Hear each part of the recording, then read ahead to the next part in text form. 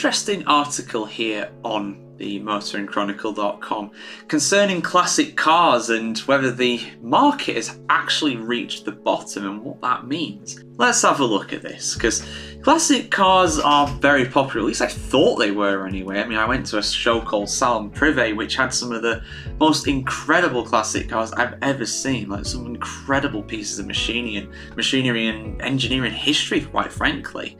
I've always wanted to own a classic car, but it comes with its own problems, of course. They're very hard to fix. But yeah, let's have a look at what this is saying, because this is interesting. This kind of goes against the trend that a lot of people would kind of expect, really. So, in an ever-changing year for classic cars, Hagerty Price Guide UK editor John Mayhead analyses the trends that suggest the market may have finally reached a plateau. The last few years have been interesting times for the classic car market. After COVID came a surge in buyers looking for the car they've always promised themselves, and Hagerty's 6 UK's indices, each of which tracks a different sector of the market, all showed a spike in valuations as demand outstripped supply and sellers pushed up asking prices. For a while, buyers were willing to pay them. But just as memories of the lockdown started to fade and the working from home revolution turned out, in many cases, to be a blip rather than a permanent change. So many potential classic car buyers came back down to earth with a bump. Rising interest rates, a higher cost of living, and the uncertainty caused by pending government elections, both in the UK and the US, encouraged people to be careful with their money. That, and some of those who had bought classic cars on an impulse buy after the pandemic, decided that they had scratched that itch and put their cars back onto the market. So in the summer of 2023, Hagerty watched as sale rates fell,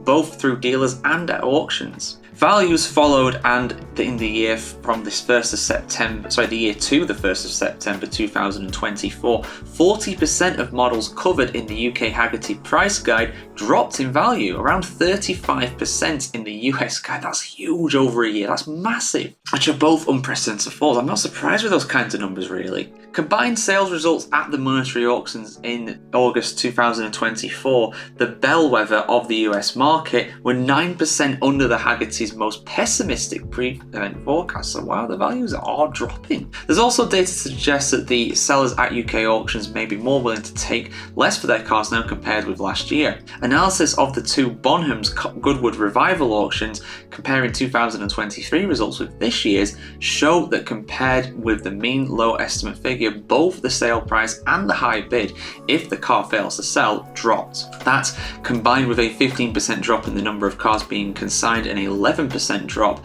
in the sell-through rate year on year, could back up an anecdotal evidence that people know it's the bottom of the market and both buyers and sellers are minded towards care. But there are some signs that the market may have stabilised over this summer. In the last quarter to the 1st of September 2024, nearly 90% of UK Hagerty Price Guide values remained static, with 5 of the 6 indices remaining within 1 percentage point of neutral, well within the bounds of a data error. The auction results we've seen at the end of the summer, Goodwood Revival included, may not fully reflect this yet due to the longer consignment process for live auctions. There's a flurry of fall auctions in America, but only a few notable sales in the UK and Europe until next year. Specifically, the Paris auctions in February. By then, a new president will be in the White House, Labour's fiscal plan for the next 5 years will be clear in the United Kingdom, and France's new government will have laid its cards on the table, all of which could enhance confidence in buying. Interesting. Okay, so yeah, I mean, it makes sense. I mean, times are tough right now in general, of course, and there's a lot of uncertainty around, of course, when it comes to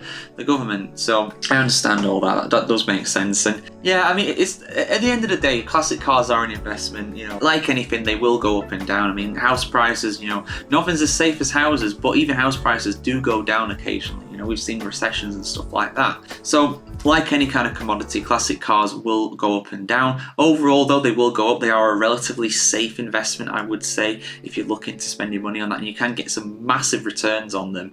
Talking with people at Salon Privé again, you're talking 25% in a year sometimes in terms of an increase in value, which is massive, absolutely massive. So if you're looking to buy a classic car, now might be the time, because we're likely going to see a big increase in the new year in 2025 in terms of the overall prices. But yeah, guys, let us know your thoughts on this. Are you thinking about buying a classic car, and what would you go for? And if you do own a classic car already, let us know what you think about this. Does this trend surprise you? Does it make sense? And are you going to hold off until next year? Let us know your thoughts in the comments below. And of course, keep it subscribed to the Motoring Chronicles to see much more motoring content just like this.